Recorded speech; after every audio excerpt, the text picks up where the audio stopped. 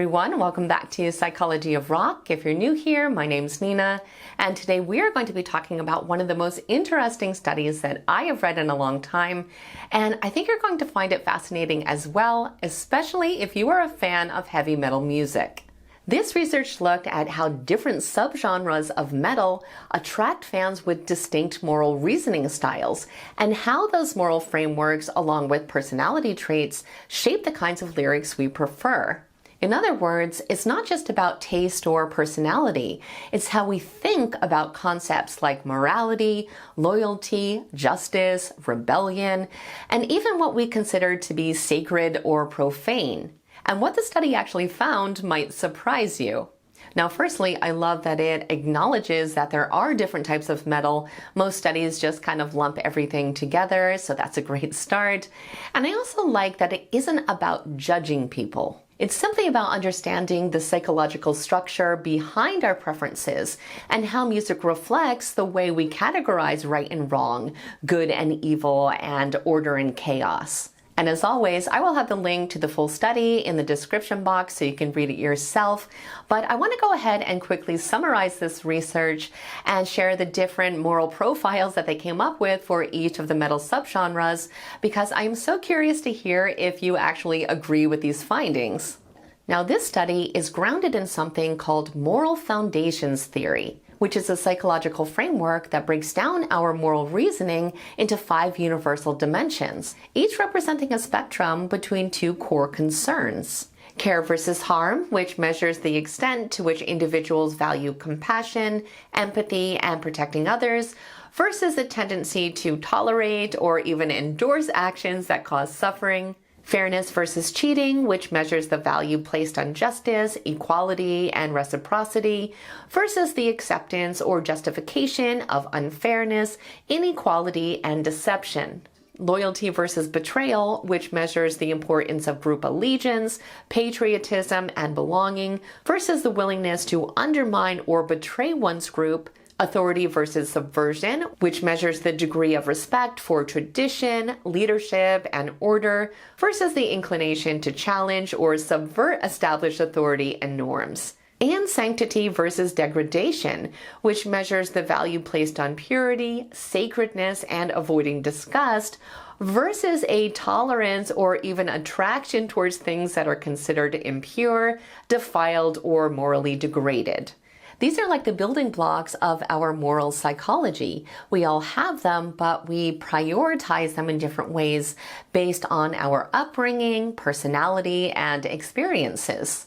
I also want to quickly mention here that this theory is often used to explore things like politics and religion, and even how people engage with video games or violence on television. But this was definitely the first time that it was applied to metal music.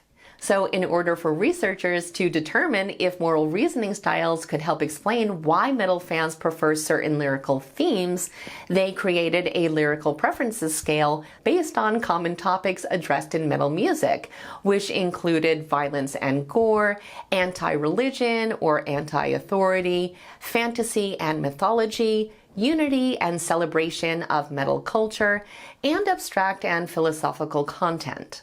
The participants completed this scale along with assessments of their personality and their moral foundations, and the study came up with some pretty insightful findings. First, that moral reasoning did explain much of the variation in lyrical preferences.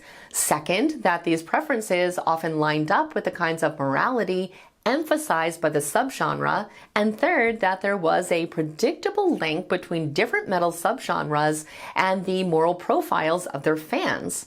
But now we get to the part which I found to be most interesting, which is the actual moral profiles that were found to relate to each of the different metal subgenres. Now, of course, these profiles are not going to perfectly describe every fan, as people are much more complex than a single label, but they do show us the patterns across the data and give us some insight into the shared moral themes that tend to show up. So let's just go ahead and break down the findings and take a look at the profiles that were identified for each one. The first is for power metal fans. Their preferred lyrics focus on themes of heroism, courage, fantasy, mythology, battles, and often convey messages of hope, unity, and overcoming adversity through collective strength. They scored highest in the moral foundation of care, which prioritizes values like empathy and compassion, in addition to loyalty, which places importance on ideas like group cohesion. These fans were found to connect with the values of idealism, fellowship, a sense of shared purpose, and the belief in the power of unity and heroic action. The next profile is for death metal fans. In terms of preferred lyrics, they were drawn to themes of gore, brutality, death, decay, and existential concepts, and songs that explore the darker aspects of human nature and mortality. They scored extremely high in the moral foundation of degradation, which is likely due to the exploration of taboo subjects. They also leaned heavily towards subversion, which shows they are potentially questioning societal norms through extreme themes. The authors did note, however, that for many fans, this seemed to be more of an exploration of the subject matter rather than an endorsement of actual violence. Now, the next profile is for black metal fans. Their preferred lyrics frequently challenge religious institutions and traditional authority, and often explore themes of darkness, nature, mythology, and anti-establishment ideologies. They also scored high in the moral foundation of subversion, which seemed to be fueled by a rejection of imposed moral systems and dogma. These fans resonated with the lyrics due to their focus on individualism, their counter-establishment stance, and in some cases, also a connection to nature or historical mythologies. The next profile is for traditional or classic metal fans. Their preferred lyrics often celebrate metal culture itself and include themes of rebellion, freedom, and camaraderie within the metal scene, and sometimes also include fantasy or historical topics, but in a more straightforward manner. They scored highest in the moral foundation of loyalty, which relates to their dedication to the genre and community, as well as its traditions. The authors noted that they had an incredibly strong sense of belonging to the metal tribe, they had a deep appreciation for the history and legacy of the genre, and were often very knowledgeable about it, and that they placed extremely high value on both musical skill and authenticity. Now, the next profile is for progressive metal fans. As for lyrics, they were found to be most attracted to philosophical, political, experimental, and conceptually complex themes that often incorporates intricate storytelling and metaphorical language. They scored highest in the moral foundation of fairness and were deeply concerned with issues such as justice and equality.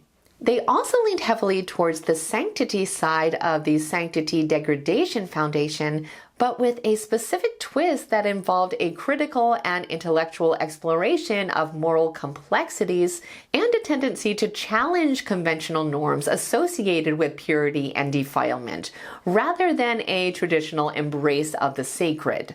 So in other words, their engagement with this foundation was found to be driven by a desire to understand and potentially question established moral boundaries.